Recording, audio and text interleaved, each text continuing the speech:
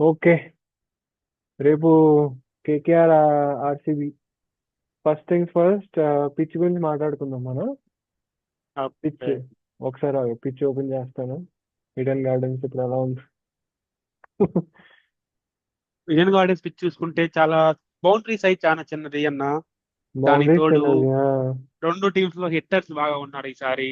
Opening ఉమ్, KKR కలిసి చూస్తే సునీల్ నరేన్ కానీ, ఉమ్, ఆర్సీబీ కలిసి స్పిన్ విభాగాన్ని దంచేసి రజత్ పడితారు కానీ, Liam living um. Stone, Philip Salt, రెండు రొమారియో టీమ్స్ బాగా షెపర్డ్. స్ట్రాంగ్ గా ఉన్నాయి. మేబీ మన um, opening class high end score గా కూడా ముగించవచ్చు అన్న. ఉమ్.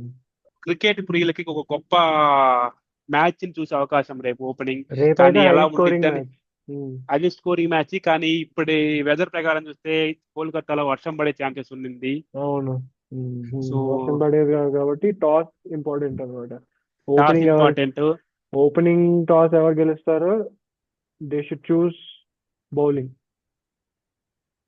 చూస్ it's easy. Bowling and chasing advantage కూడా ఉందన్న. మీరు చూసారంటే స్టాటిస్టిక్స్ అన్న, ఆ ఎడెన్ గార్డెన్స్ సైజ్ చిన్నది, గ్రౌండ్ సైజు, అవును, దానికి తోడు chasing chasing advantage. Advantage, chasing చేసిన టీం గెలిచిన సందర్భాలు ఎక్కువగా ఉన్నాయి. అవును, అవును, కరెక్ట్.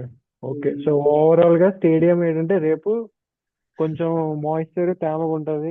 స్టేడియం చిన్నది, హై స్కోరింగ్ మ్యాచ్ అయి ఉండొచ్చు. టాస్ గెలిస్తే మాకు తెలిసి బౌలింగ్ ఎంచుకోవడం మంచిది. అంతే. కన్ఫామ్ గా అయితే అన్న బౌలింగ్ ఉమ్, ఎంచుకుంటారు.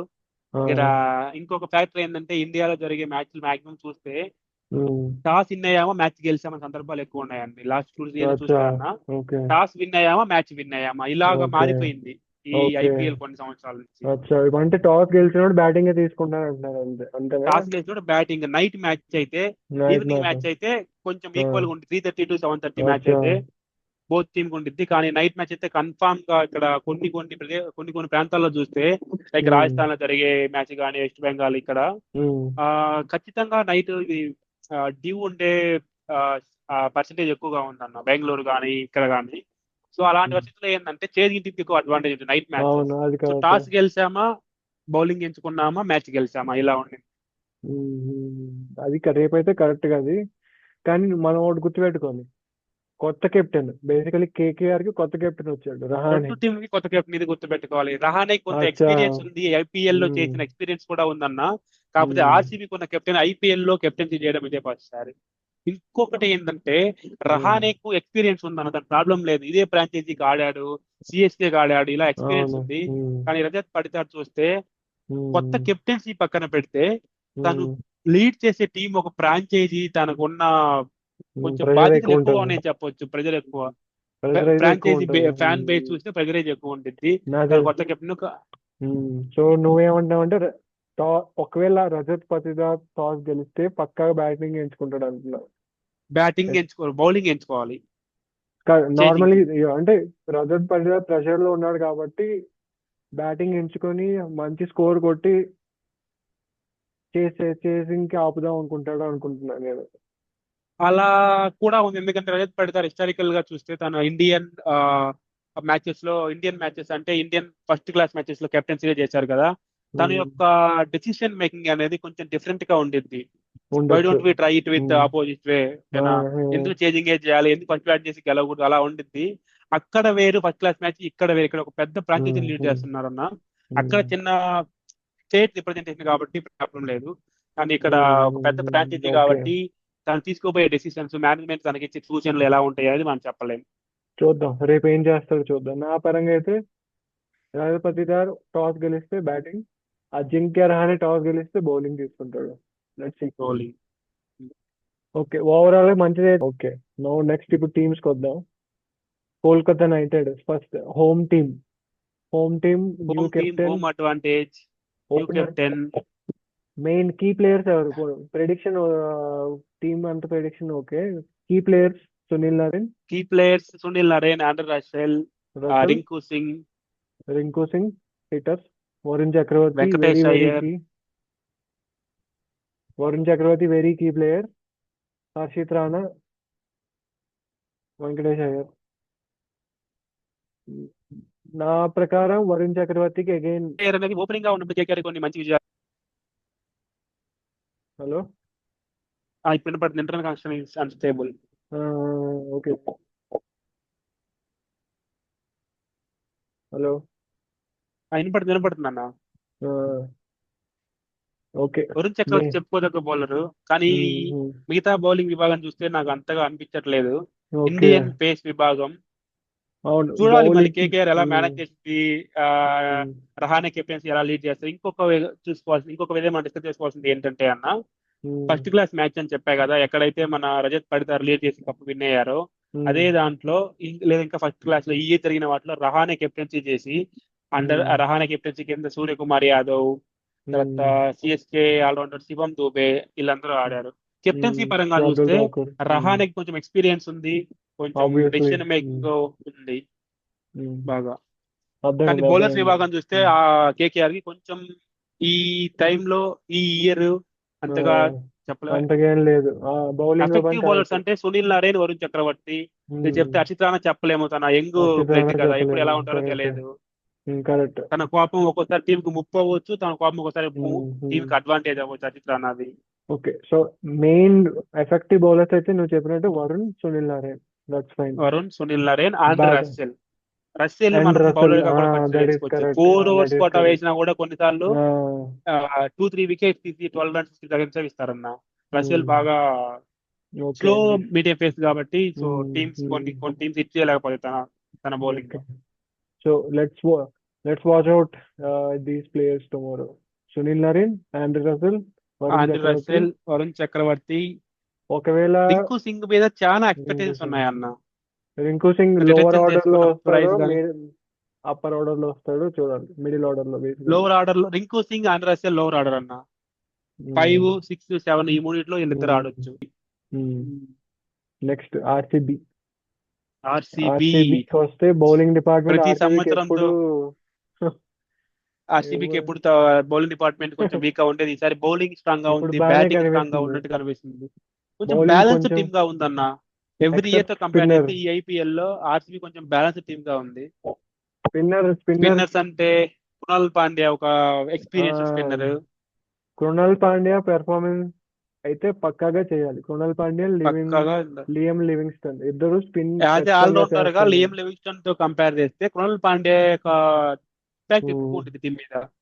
అవును, సో ఆయన పర్ష్యూర్ గా పెర్ఫార్మ్ చేయాలి. ఒకవేళ చేయకపోతే స్పిన్ డిపార్ట్మెంట్ లో ఆర్సీబీ కొంచెం వీక్ గా ఉందన్న. మనం చూస్తే స్పెషలైజ్డ్ స్పిన్నర్స్ అయితే మనకు కొంచెం తక్కువగానే ఉంది experience, specialized spin experience. Suyash Sharma Chennai పిచ్లకు అలా వెళ్తే కొంచెం కష్టం.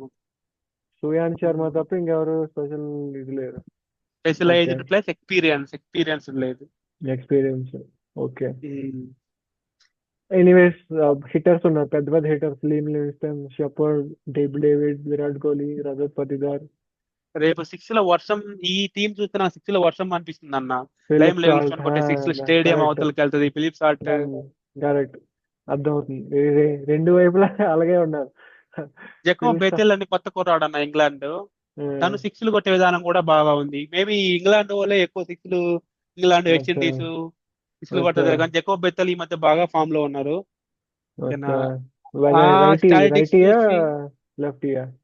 లెఫ్టీ లెఫ్టీ ఎక్కువ అడ్వాంటేజ్ ఉంది. తను బౌలింగ్ వేస్తారు. తను ఒక 3D ప్లేయర్ గా డిస్కస్ చేసుకొని డీకే తను తీసుకొచ్చారు టీమ్ లోకి.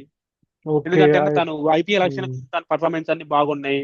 ఒక చిన్న ఏజ్ లో మంచి మంచి హిట్టింగ్ చేశారు కాబట్టి తను కొంచెం బాగుంది తన. ఓకే, ఇప్పుడు Krunal Pandya, Livingstone confirm. Romario Shepherd కి జాకబ్ బెథెల్ కి కాంపిటీషన్. కాంపిటీషన్ అంటే మనం అది కూడా కాంపిటీషన్ చెప్పలేమన్నా, టీం బట్టి. ఫర్ ఎగ్జాంపుల్ మనం చెన్నై పిచ్కి వెళ్ళామంటే స్పిన్నర్స్ ఎక్కువ కావాలి. సో అప్పుడు పేసర్స్ విభాగం కంటే స్పిన్నర్స్ జాకబ్ బెథెల్ తీసుకోవచ్చు. కానీ కొన్ని గ్రౌండ్స్ లో పేసర్స్ కావాలి కాబట్టి మనం ఇద్దరు ఫారిన్ బౌలర్స్ కి వెళ్తే, Hazlewood and Thushara Sri Lankan bowler. So అప్పుడు బ్యాటింగ్ విభాగంలో ఖచ్చితంగా లైమ్ లివింగ్స్టన్, ఫిలిప్స్ హార్ట్ కావాలి కాబట్టి జాకబ్ బెథెల్ గా టిమ్ డేవిడ్ గాని ఫోకస్ చేయలేము. వేరియేషన్ స్టేడియం బట్టి మనం కాంబినేషన్ మారవచ్చు అన్న, 1 or 2 మెంబర్స్ మారచ్చు. ఓకే. రేపు జరిగే మ్యాచ్ ఈడెన్ గార్డెన్స్ లో స్పిన్ కి ఎక్కువ అడ్వాంటేజ్ ఉంటుంది కాబట్టి చెప్పలేము. చూద్దాం రేపు. Suryansh Sharma will come as an impact. That's it. నాకు తెలిసి. ఇంపాక్ట్. ఓకే ఫైనల్లీ ఓకే నీ ప్రెడిక్షన్ ఏంటి? రాయల్ ఛాలెంజర్స్ స్కోర్ ఎంత కొడదాం అనుకున్నారు? రాయల్ ఛాలెంజర్స్ కానీ హిస్టారికల్ కేకేఆర్ గా కానీ. చూస్తే గ్రౌండ్ స్కోరు 150 to 190 మధ్యలో ఉండొచ్చు అన్న. కానీ రేపు ఓపెనింగ్ మ్యాచ్, అది కాక రెండు టీంలు కొంచెం బలంగా ఉన్నాయి బ్యాటింగ్ విభాగంలో చూస్తే. ఆ, నా నా ప్రిడిక్షన్ ప్రకారం 190 to 100 అబోవ్ అనుకుంటున్నా అన్న, రెండు టీమ్స్ బ్యాటింగ్ చూసి. అండ్ అంటే టాప్ ఇన్ బ్యాటర్ కేసు రేపు top batter top batter maybe spin pitch కాబట్టి ఆర్సీబీకి రజత్ పడితార్ ఇలా కోహ్లీ అనుకుంటున్నాను. అచ్చా స్పిన్ ఓకే విభాగంలో రజత్ పడితార్ బాగానే ఆడతాడు కాబట్టి. ఓకే ఆర్సీబీ కేకేఆర్ వైపు చూసుకుంటే మటుకు నేను సునీల్ నరేన్ ఓపెనింగ్ వస్తే maybe Sunil Narine better batsmen గా ఉండొచ్చు అనుకుంటున్నా రేపటి వరకు అయితే. ఓకే ఓకే లేదంటే ఇమీడియట్ గా వికెట్ వెళ్తే మటుకు రహానే యాజ్ ఎ కెప్టెన్ ఎక్కువ బాధ్యత ఉంటుంది కాబట్టి స్ట్రైక్ రొటేట్ చేసి లాస్ట్ దాకా ఉన్న బెటర్ బ్యాట్స్మెన్ అవ్వచ్చు అనుకుంటున్నా. మిగతా వాళ్ళు ఓకే ఎవరు తీసుకున్నా సరే ఫస్ట్ 3 బ్యాట్స్మెన్స్ ఎక్కువ టీం మీద డిపెండ్ అయ్యి ఉంటుంది. మిగతా వాళ్ళందరూ హిట్టర్స్, వచ్చే సిచ్యువేషన్ బట్టి ఆడుతూ వెళ్ళాలి. ఏ టీంలో అయినా సరే ఆర్సీబీలో first 3 batters Philip Salt, Kohli, Rajat పడతారు. ఇక్కడ కేకేఆర్ లో Ajinkya Rahane, Sunil Narine, maybe ఒకరికి వచ్చే గుర్బాజ్ లేదంటే ఇంకొక బ్యాట్స్మెన్, ఎవరైతే ఆ 3 ప్లేయర్స్ మీద డిపెండ్ అయి ఉంటుంది అన్న. ఎక్కువ ఎవరైనా సరే ఎప్పుడైనా టాప్ 3 లో ఒకళ్ళు టాప్ 3 కన్ఫామ్ గా కన్సిస్టెన్సీగా అట్లీస్ట్ 15 ఓవర్స్ ప్లే చేయాలి. నాకు తెలిసి ఓవరాల్ గా నాకు తెలిసి KKR bowlers not good compare to RCB. Batting not good అనే విధానం కంటే అన్న, వీళ్ళకి ఉన్న 2-3 స్పిన్నర్లు అయినా పిచ్చి గురించి కానీ తెలిసి కేకేఆర్ హిస్టారికల్ గా పర్ఫామ్ చేస్తున్న వరుణ్ చక్రవర్తి, సునీల్ నరేన్, రసేల్. బౌలింగ్ విభాగానికి వస్తే ఎప్పుడైనా అవకాశం ఉంది అంటే వీళ్ళ ముగ్గురే మ్యాచ్ తిప్పేయగలరన్న. అది కరెక్ట్. సునీల్ నరేన్, వరుణ్ సునీల్ నరేన్, చక్రవర్తి, ఆండ్రే రసెల్ 8 ఓవర్లు చాలా ఇన్ టర్మ్స్ ఆఫ్ బౌలింగ్ లో ఉండడం చాలా ఇంపార్టెంట్. చాలా అది ఇంపార్టెంట్. ఎందుకంటే KKR సిచ్యువేషన్ కి బట్టి ఉంది. బౌలింగ్ చేయాలా. అది కేకేఆర్ కేకేఆర్ కి ఉంది, ఆర్సీబీకి ప్రెసెంట్ లేదు. కానీ ఇన్ టర్మ్స్ ఆఫ్ బ్యాటింగ్ ఆర్సీబీకి ఉంది, కేకేఆర్ కి ఓకే. ఆర్సీబీకి ఉంది, కేకేఆర్ కి ఓకే. సో ఓవరాల్ గా ఎక్స్పీరియన్స్ తక్కువ ఉంది ఆర్సీబీ. సో ఓవరాల్ గా ఎవరు గెలుస్తారు అనుకుంటున్నావు? నా ఓట్ ఆర్సీబీ కన్నా. ఓకే నేను కూడా ఓకే. నా vote KKR purely based on bowling, because spin కి కొంచెం సహాయం ఇస్తుంది కాబట్టి ఫర్ షూర్ నా ప్రిడిక్షన్ కన్ఫర్మ్ అవ్వాలి అంటే రజత్ పడితార్ టాస్ గెలిచి బౌలింగ్ ఎంచుకోవాలి. లేదంటే హిస్టారికల్ గా వస్తున్న విధానం ప్రకారం నేను ఏ టీం గెలిచిద్దంటే ఆ టీం గెలవదన్నా. సో నీ ప్రిడిక్షన్ కరెక్ట్ అవ్వచ్చు అన్న, కేకేఆర్ గెలవచ్చు నేను ఆర్సీబీ అనుకుంటే. కేకేఆర్ అదే నువ్వు చెప్పినట్టు కేకేఆర్ ఒకవేళ సెకండ్ బౌలింగ్ చేస్తే కేకేఆర్ విన్ అవుతుంది ఫర్ షూర్ నేను చెప్తున్నా. Okay let's see. ఓవరాల్ గా అది మనం రేపు మ్యాచ్ అయ్యాక దీని గురించి డిస్కస్ చేద్దాం, రిజల్ట్ ప్లేయర్స్ రేటింగ్స్ కూడా ఇద్దాం, ఎవరెవరు ఏం చేశారని. Okay 10 out of 10. సరే ప్రస్తుతానికి అయితే ఇది, రేపు కలుద్దాం మళ్ళీ. ఓకే రేపు కలుద్దాం. Okay, bye. Thank you, bye.